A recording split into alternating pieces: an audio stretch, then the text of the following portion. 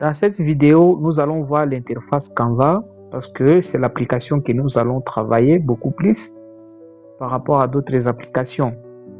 Avant cela, je vous montre d'abord l'importance de chaque application. Canva et Pixelab sur les applications qui vont nous servir à créer des affiches, des logos et tout ce qu'on aura besoin. Nous l'avons déjà installé. Pinterest, vous pouvez l'installer tout comme vous pouvez utiliser les sites web, ça ne dérange pas. Mais pour iPhone, c'est une application qui vient déjà installée dans le téléphone. Remove BG, et donc je vais cliquer d'abord sur Pinterest. Ici, c'est lorsque vous voulez prendre des éléments ou des images qu'on peut utiliser sur des affiches. C'est ici que vous trouverez des images libres des droits. C'est-à-dire qu'il n'y a pas de restrictions. Vous pouvez les utiliser et personne ne peut vous poursuivre. C'est des images libres des droits que vous pouvez utiliser. Et aussi pour les icônes, si vous voulez chercher des icônes, par exemple, je vais chercher WhatsApp. Ok, je vais chercher WhatsApp icône.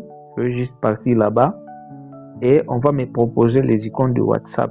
Voilà, je vais télécharger. Je vais télécharger par exemple lui. Pour télécharger, je viens sur les 3 points. Puis je viens ici. Voilà. L'image est téléchargée.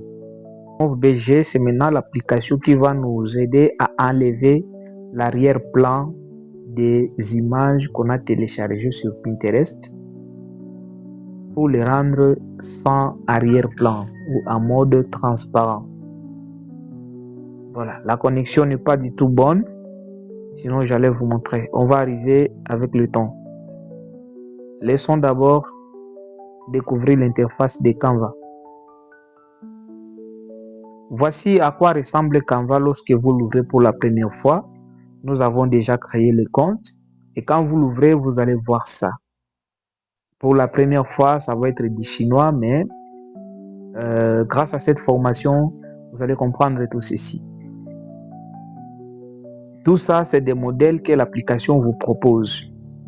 Étant débutant, je vous conseille de commencer toujours par des modèles parce que vous n'avez pas encore la capacité de créer vous-même ou de commencer à zéro. C'est ainsi que je vous propose de commencer toujours par un modèle. Et l'application mieux placée pour ça, c'est Canva. Pixelab, vous allez commencer vous-même à zéro. Voilà l'inconvénient de cette application. Si vous êtes encore un débutant et que vous n'avez pas assez d'idées, ça va un peu vous compliquer. Parce que le graphisme nous demande d'être créatif, donc avoir l'esprit de créativité. Et Canva est mieux placé pour ça. Il y a déjà des modèles qui sont déjà faits. Vous n'avez qu'à prendre le modèle et commencer à modifier. Ici, nous avons des publications Facebook, des t-shirts, des flyers, des designs magiques et tout, campagne marketing. On ne va pas arriver là-bas. Il y a des logos. Si vous voulez commencer par un petit logo, ça c'est là, des cartes, des affiches. Voilà. Alors moi, je vais venir sur affiche ici. Je vais cliquer là-bas. Après ça, Canva nous propose de modèles. Et comme je vous l'avais dit, cette application a des versions. Nous avons la version gratuite et la version payante. Partout, vous allez voir des icônes ou des couronnes. Par exemple, ici, c'est payant. Et là où il n'y en a pas, c'est gratuit. Vous allez prendre le modèle gratuit. Bon, par exemple, vous allez prendre ça. C'est des affiches déjà créées qui sont propres et vous allez personnaliser selon votre besoin. Donc, c'est ainsi que je vous dis, il faut toujours commencer par un modèle. Et quand vous ouvrez un modèle, vous verrez juste en bas, il y a d'autres éléments qu'on vous propose que nous allons découvrir peut-être un à un. C'est par là que nous allons nous arrêter parce qu'on ne peut pas terminer tout aujourd'hui. Ici, modèle, c'est là où on a choisi ce modèle. Élément, c'est là où on prendra tout ce qui est des éléments, par exemple des icônes, des logos, par exemple, logo Facebook.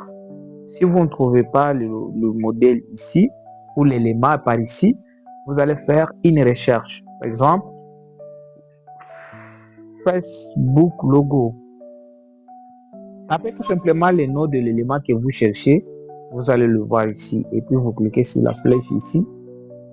Voilà les logos, tout ce qu'on nous propose. Je vais prendre le logo en blanc vu que nous sommes sur le bleu. Voilà les logos, sans arrière-plan. Voilà. Ici, je vais diminuer. Wow. Pour diminuer, il suffit juste de prendre un bout parmi les 4 coins. Prenez n'importe quel coin et puis vous les tirez ou vous les diminuez. Voilà. Et juste là, voilà. Si vous cliquez sur l'élément lui-même, vous pouvez le déplacer partout où vous voulez. Tout comme vous pouvez prendre par ici et le mettre là où vous voulez. Voilà. Tous ces icônes que vous avez vues ici, vous pouvez les modifier. Ici, vous pouvez mettre votre adresse, ici votre numéro. Et quand vous cliquez sur un texte ou un élément, vous allez voir encore ici d'autres éléments, modification, police, hypertexte. Modification, c'est lorsque nous voulons maintenant les personnaliser. Nous allons prendre notre numéro. Voilà, nous l'avons modifié. Quand on revient encore sur le même texte, police, nous avons vu ce qu'on a appelé les typographies, c'est par ici. Tout comme vous pouvez encore cliquer sur la flèche montante pour voir encore plus de police. Tout comme vous pouvez encore cliquer ici, juste ici là, et puis tirer vers le haut pour une meilleure vue. Voilà, il y a plein de polices. Vous allez chercher la police si vous avez les noms. Moi, personnellement, je ne maîtrise pas trop les noms de police. Je maîtrise Monstera, Helvetica, Arial, Monstera, Roboto, Inter, Popin et tout. Donc voilà les polices. Mais il y en a plein de polices. Et bien entendu, sur les polices aussi, il y a là où il y a des couronnes et là où il n'y en a pas de couronnes. Là où il y a des couronnes, c'est des polices professionnelles. Il faut avoir Canva professionnel pour les utiliser. Voilà, il faut déjà savoir ça. Et voilà au moins, à part ça, il y a style de texte. Vous voulez que le texte soit un en-texte ou tout simplement un sous-titre ou un corps.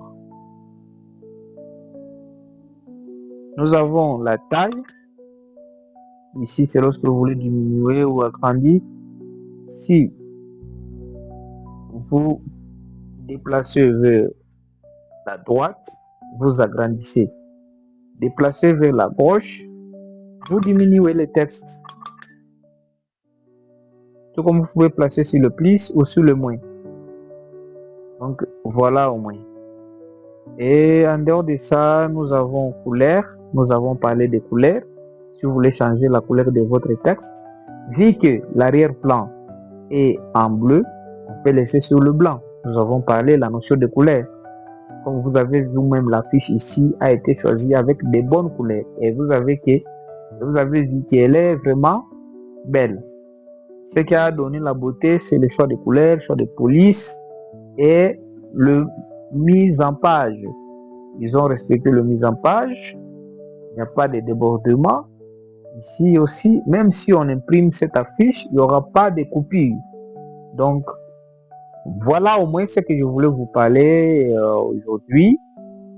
On va encore continuer demain. Qu'on va faire maintenant la pratique. On va créer une affiche, soit un logo, ce qui va nous venir à l'esprit. Et nous allons terminer le 3e jour avec Pixelab. Peut-être demain déjà, on va encore entamer une petite partie de Pixelab. Mais beaucoup plus, nous parlerons sur Canva. Merci à tous qui ont suivi cette formation. Mais n'oubliez pas de réviser, c'est très important. À demain.